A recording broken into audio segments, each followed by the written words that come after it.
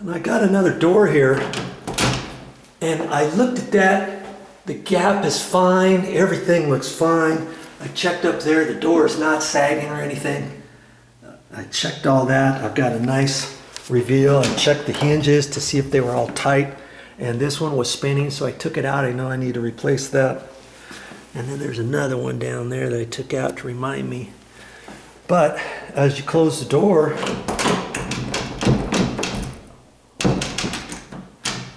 I was going to adjust this, and look, there's a strike plate that's missing. And I don't know why it's missing, but I had another one that was broken up above on the main floor, and see, the little tab had broken, and I don't want to just put something in there that doesn't have the tab, because then I can't adjust it. So I went to the store and I tried to find something exactly the same. When you go to the store, you've got to, what I would suggest is take whatever piece with you, okay? So I got that, and see this, I wanted the round edge. They didn't have round edge, they had straight. And that's all I had at that particular store, so I got it, and see, there's the tab. That's the tab that broke off, but on those, there was a little notch on the side of the tab, remember? That I could put my screwdriver. Well, they didn't have those at the store. They just have that, so I'm gonna have to use that, and I can take that with my pliers and bend that back and forth if I have to adjust it. And see, where this is, that's why I wanted the round ones, because see, this is round. But what I'm going to end up doing, I'm just going to put this, I'm just going to hold that in there like that, and then I'm going to tap that with my hammer. And we'll see if it can push down in there. I'm just putting the camera back on the tripod. And I'm going to let's zoom that in just a little bit. Okay. So I'm gonna hold that where it needs to go, right like that. Now I just have to be careful not to hit this edge.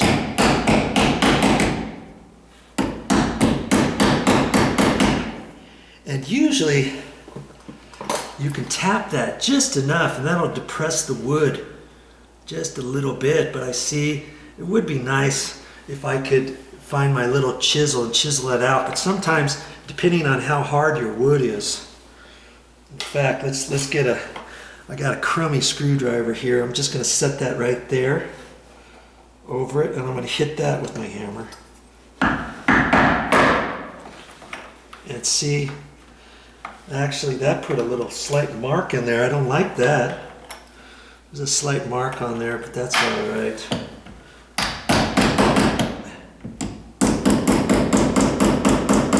Just keep tapping.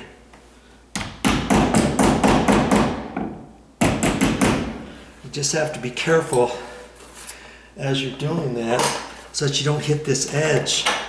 I'm going to try this again. With my putty knife there, put my hammer or my screwdriver right there, crummy screwdriver, tap on that.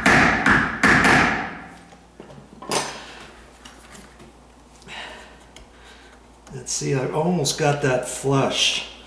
And if that's all you have, you could just do it that way and then screw it in. But I'm gonna look and see if I can't find my little chisel so I can chisel that out. Let's see if I can find that. Well, I found this one, and I thought this 3-pack came with a 1/4 inch. I ended up buying a 3-pack at the store. I got 1 inch, 3/4, and 1/2 inch, and I thought it was a 4-pack. Maybe it was only a 3-pack, and I thought, I'll not use a 1/4 inch, but I like to use the 1/4 inch. This is 1/2 inch. I think I still have it somewhere. I can use the 1/2 inch. Okay, so now that I know where it is, I can just hold it in there.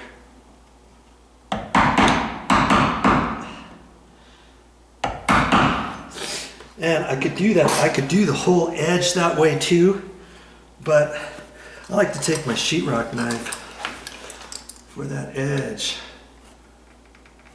and I can actually kind of mark it that way. And then go in a little deeper and a little deeper. You can get vertical lines that way. Now I can just do this without tapping it with my hammer or anything if I want.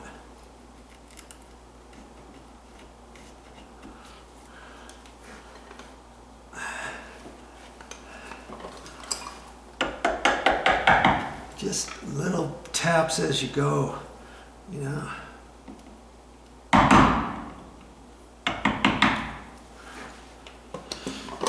And now, since I didn't have a square, a round edge, I've got the square one, and I had just a little ding in it when I put my screwdriver on it. But this is just going into a little storage area. It looks like whoever installed this initially, have just a little bit of an edge here, and I can just move it along where that backside is and clean that stuff off of there.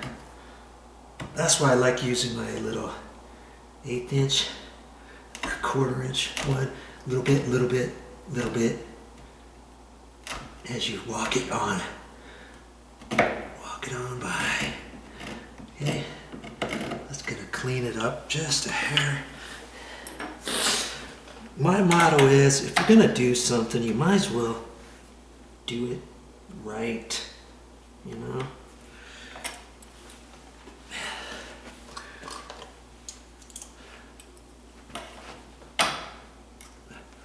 And there was already holes for this, and I could, if you don't have a battery operated drill, you don't need one, you know, just do it by hand. But if you do have one, where is mine? Right here. Make sure you have it on low. There's a way that you can do high and low. So I want to make sure I get it on low, because I just don't want to spin it too much. And I'll make it pretty snug where I think, and then I'll double check it by hand. See, like that. Now, am I done with this door? Not yet, because let's just get you in line here. Let's just close this door and see where we're at, shall we? I haven't done anything with the paddle, that little edge yet. Look at that. Jeez. I wonder if that's why they... Oh, look at that. That's why they did that. Dabbity nabbit. I line this up. It's right about there. And I look on here, and sure enough, the strike plate is too low. It's too low, so the latch is not fitting in the strike plate. That's why they took that off. And the reason why it's too low is because whoever installed this door, they should have had the jamb up a little bit higher, because I've already made the determination this door looks fine. See, this door would be like as though if the door was sagging really super far, and I already know the door is not sagging. I already looked at it, made the determination, looked up there, and let's get up here again and double check this thing. Boy, trying to do all this, lots of stuff going on. When you make videos like this, there's a little bit of work involved, you know, but it's for your benefit, not mine. So you see here, look, this gap should be lower, but if I lower the door, I'm going to come closer to this edge here, aren't I? So, I mean, the only way to lower the door is I'd have to take that bottom hinge off, and try to suck that over. I might have to do the two hinges over here to kind of pull the door over this way, and that could lower the door. It's going to take the door and tilt it down a little bit, which will then lower this down. It's going to create a bigger gap here, and in fact this gap is pretty tight, and it looks like maybe it does need to go over. It's the very opposite of a door sagging, you know what I mean? It's just the way that they installed this. What I'm going to do is I'm going to take these two hinges off, and I'm going to drill holes in it just like I've done before. If you've been watching those videos, I take this hinge off, pre-drill a hole there, put 2-inch drywall screws in there, coarse threaded, put this hinge back on, undo this hinge, flop it out of the way so I can get those other 2 screws in there. I'm going to do that there and there. Okay, and then we'll see, this will give the door a little bit more of a gap there, let's say. It's going to lower it down from the top just a hair, and it's going to push it just a hair tighter up there, but we can go a little bit more because of that gap. See that gap? We've got plenty of room there to move it over to the right about a 1/16 of an inch. If I move that over a 1/16 of an inch, that actually is going to take this door and lower it down. You see what I'm saying? It's going to lower it down, because if you look at that, see where the top edge is? It's supposed to be in the middle of the strike. See how the strike plate is lower? It's like the door, the latch is higher than the middle of the strike plate. So I'm going to try to move that down a little bit. And once I move it down, it still might not be enough. I put a pencil mark on the side. I think the pencil mark is like right there. So if that goes straight across, see the latch is hitting right up there. And so I can ream this out. And I did buy a reamer bit. And you're probably going to be able to see me do that. I don't want to ream that out too much. If I ream it out too much, I'm going to get way up high to that screw. And I could do that, but I can do these other things first, and then maybe I only have to ream out a little bit of that only, okay? All right, here I go. I'm going to take these 2 hinges off and start working on them.